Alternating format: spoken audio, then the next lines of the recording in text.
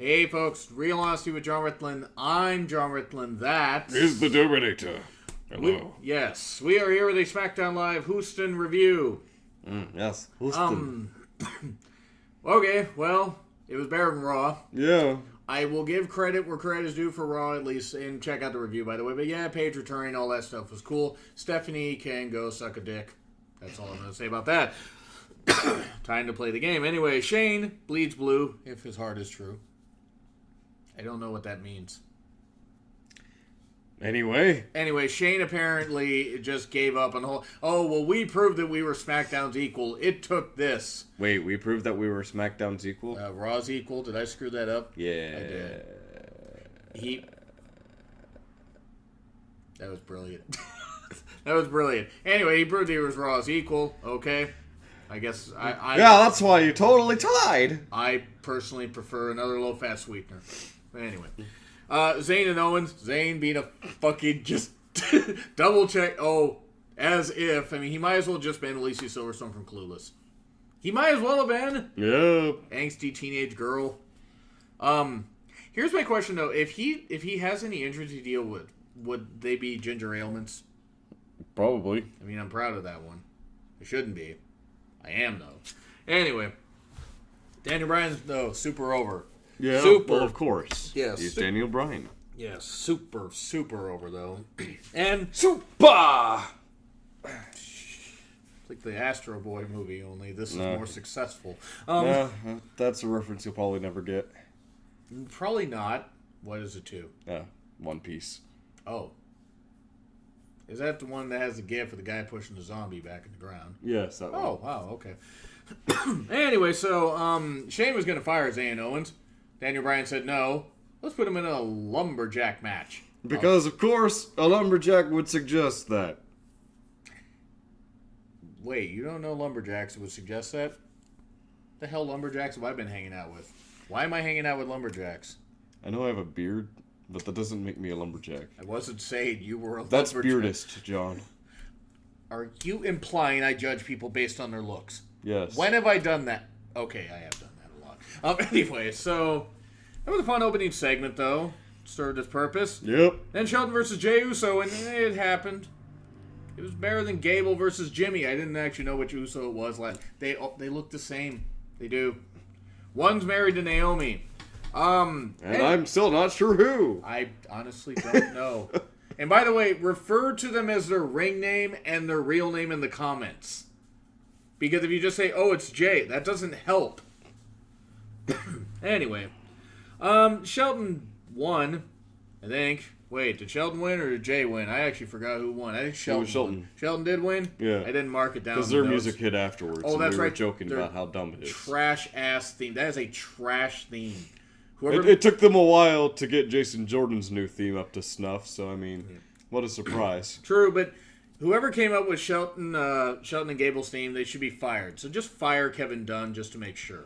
Dun, dun, dun, dun, dun. And, of course, we have the debut of the Bludgeon Brothers, or the return of the Bludgeon Brothers. Wearing Kane's outfit from 2000. Yes. But, before that, you had Tom Phillips say Luke Harperin. You face-fucked that up, didn't you?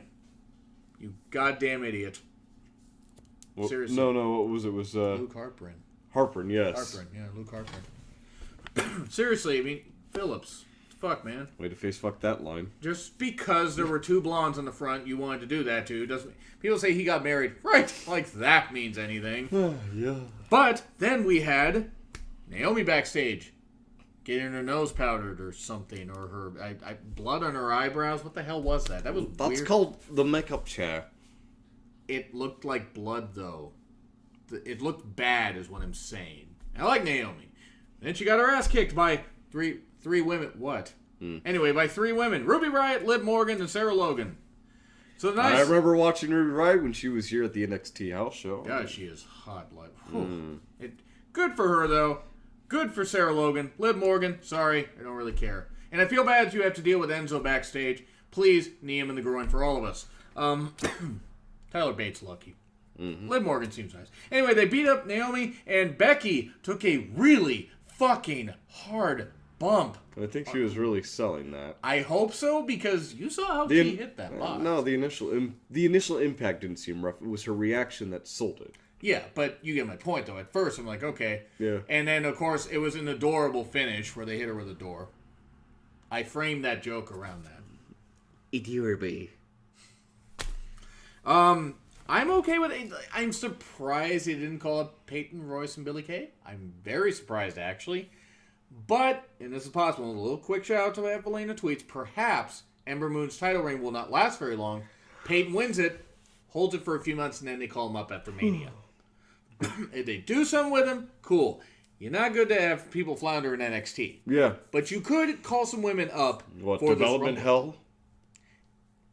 I mean, yeah, there are some people that have been stuck in that, and we'll get to one of them that's going to debut in 205 Live, but that was a really cool debut. Yeah. I mean, I'm a fan of Sarah Logan. I'm a fan of Ruby Riott. I haven't seen much Sarah Logan. Liv Morgan to me is like Carmella 2.0. Better looking, which isn't saying much. Sorry, Big Cass. You have a horrible taste in presidential candidates and not in women, whatever. If you guys are happy, cool. But it was a cool debut. Yeah. And then Shane leaves with his backpack. Apparently he's Bruce Banner. Man, that's funny. Anyway, so apparently hitchhiking back. Hype Bros versus the Bludgeon Brothers. Yeah, as you said, old Kane gear. And, okay, one, that's an ass finisher that they have. Yep. I did like the intensity that they showed. Harper's in great shape. Rowan is somehow still existing on the main roster. And I like Rowan. He's a good athlete.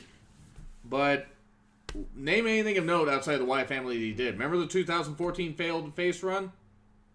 No. That's how bad it was. He lost a stairs match to Big Show at TLC 2014.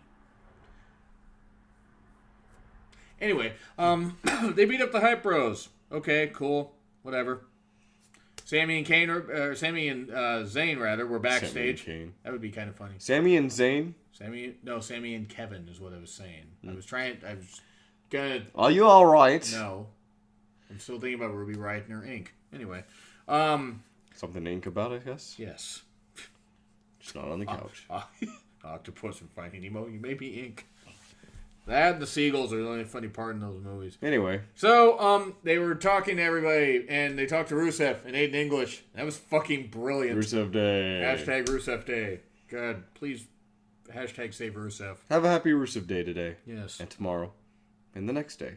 And the day after. Lana gives him a fappy Rusev Day. I mean, she does. She does! She does! Am I wrong? You're really trying to sell that one, aren't you? Yes. And I'll get about 5 cents for a joke if I'm lucky. Styles promo. Well, cut a promo. Cool. Jinder in a pre-tape promo. That was 20 takes that they did, and that was the best one. Probably. And he still... Jinder, you fucking embarrassment. What the hell, dude? You're an embarrassment to all of Canada.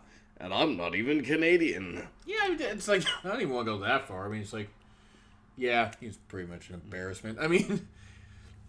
And, of course, the Usos with the shop, .com ad.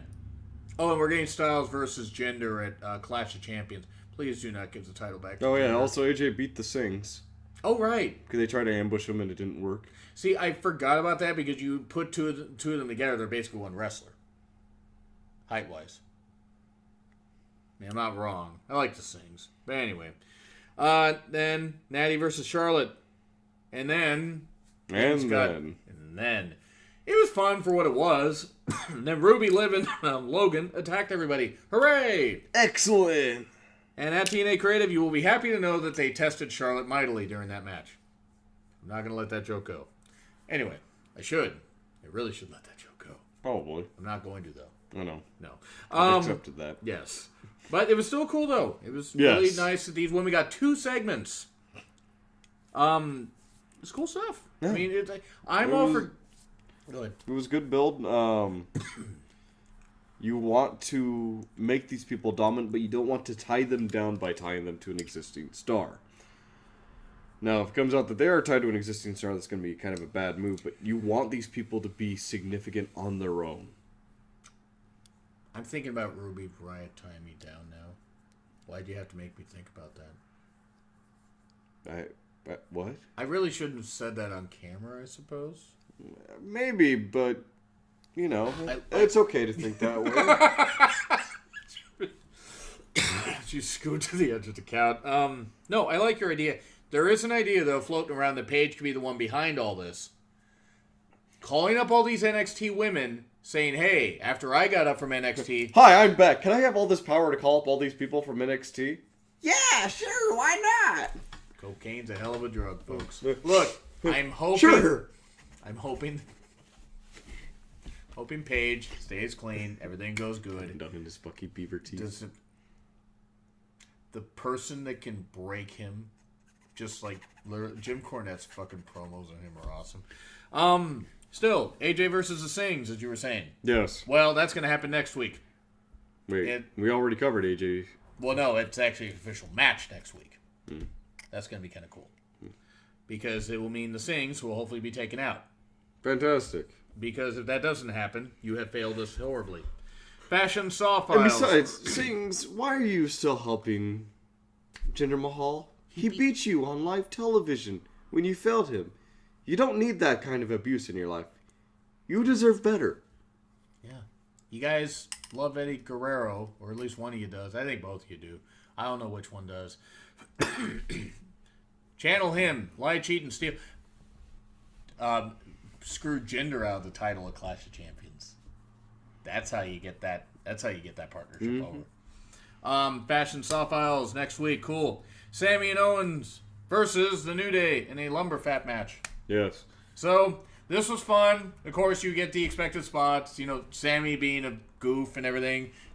You know, mocking the New Day clap, which Xavier thankfully didn't get. It was a funnish brawl. I'm sorry. No, I'm not. It was a fun brawl. Yeah. And then everybody brawled. And Sammy picked up the win. Among all that. He also picked up the biggest beating of his life. Except when Brock threw him. Yes. There was a brawl that went on outside the ring because that's how all lumberjack matches go. Bobby Roode versus Baron Corbin. It's going to be an interesting tidbit. Let's see where this leads up to. Hopefully to the U.S. title. Won by a Canadian. Yeah. That's good. Because Corbin sure as hell ain't doing anything with it. No. I like your idea, though. It's something he could look in the mirror and reflect on. All he has to do is shine a light on the top of his head. Yep. That's the joke. Yes. But, okay, so Zayn gets beat down, as you were saying. Yep. Kevin Owens abandons him. Although, it's more along the lines of Kevin Owens is already out of there. Sami Zayn just got pulled back in. Every time he tries to get out, they just pull him back in. Xavier likes to pull another person back in for double team action. It was 3 people. Oh, God. 3 on 1. Ooh. Anyway. References aside. Yes. You had Owens say to Daniel Bryan, please don't fire us, please don't fire us. I was never going to fire you. I'm keeping you around because next week you're going to face Randy Orton. I feel like we've seen that match before. But. Yes. This could be a good way to squash this whole feud. Because they've been having a Twitter feud. Where Randy is much more interesting on Twitter than he has ever been in promos. Or at least in the last 7 years. It's because he gets to take his time and...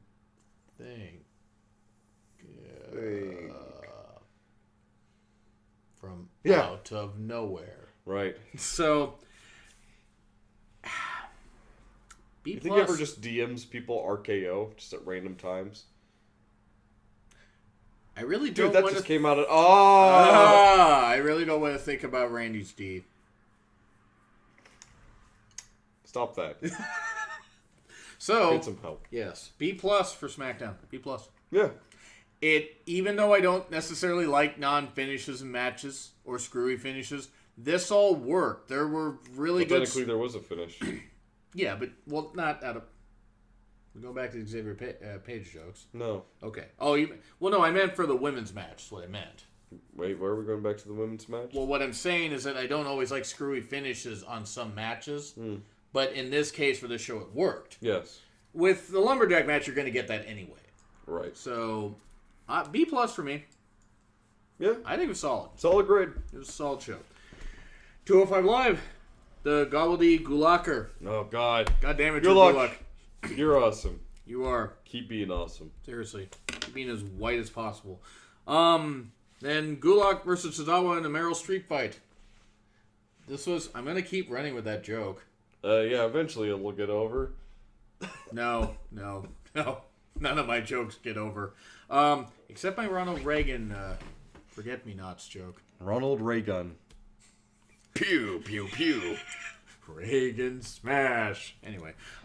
Good spots in this, though. Good spots Yeah. in the street fight. Tozawa landed really hard on that Ooh, God. can. Yeah, that Ow. was not something that was meant to be broken through. That was not an SOFT landing. SOFT. Soft. That was good stuff, though. Tozawa got the win. I was all for it because Gulak didn't look weak. No. Maybe with the exception of the can over his head at the end. But during all this stuff, you had backstage segments with Enzo upset because people better than him at wrestling, which is literally anyone, probably even Kali, Yeah. weren't getting the job done. Well, Enzo, you get your non-talented ass out there and do something. Hideo is coming, and he's injured. Ladies. I'm kidding. God damn it, Chris. I wish the best for Hideo, and I hope that he does well. Have him take Enzo's head off at the Rumble. I mean, in a kayfabe sense, or in a real sense. I Yeah. don't care. In a lollipop chainsaw sense. Have the entire Yo, train. come out and try and ambush him, and have him just take all of them out and just have him stare down at Enzo. I like that. I also like them building it up over a few weeks where he takes them out, but Enzo keeps running them down, and you build this up. Yeah. And then they still come out with him, and then they look at him, they leave. Because Hideo's like outside. Hideo's like finally outside. Yeah, but I think another alternative is you have that finish where he just takes out everyone in the Zo train and he's just looking at Enzo as Enzo's looking out from outside the ring. Just takes a step forward and Enzo just hauls it away. Abandoning the Zo train behind him. Yep. Okay.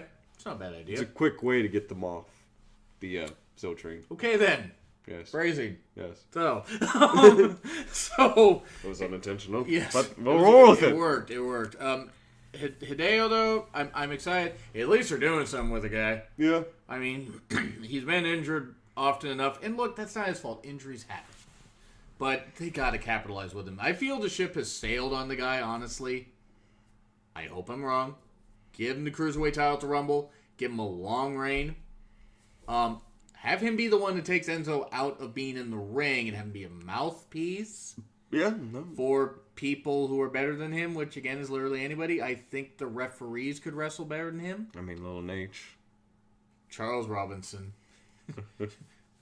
Jim Bloppy. What? I would and you would too. God damn it. Anyway, Nice and Ali. Probably the least of the matches that happened, and that's not knocking it. One, the crowd was dead. They need to either put 205 Live on before SmackDown and let people in the arena early, or tape it with NXT, switch the LED stuff and all that around. And do that. Because you could put a few dark matches on SmackDown. You could lower some ticket prices for SmackDown.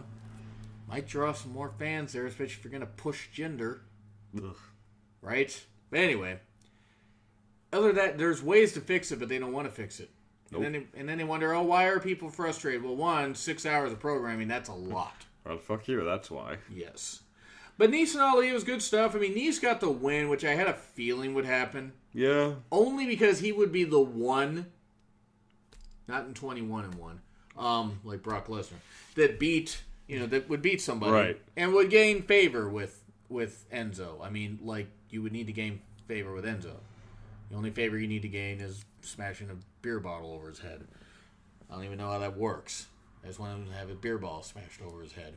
But anyway, Enzo is absolute trash. I mean, look, I'm trying not to I'm honestly trying, but WWE's making it hard for me to appreciate. I still don't grasp how it burns you up this much. It just does, because I think of all the great He makes you mark the fuck out. He does. Now, it works in that sense, but it's just I see all the great talent that they have on the 205 Live roster that they don't appreciate, and they don't. And you give it to a guy that, if Corey Graves didn't have to retire, oh God, Corey Graves beating up Enzo would have been great. God, I would have loved to have seen that. As great as a commentator as Corey Graves is. Yeah.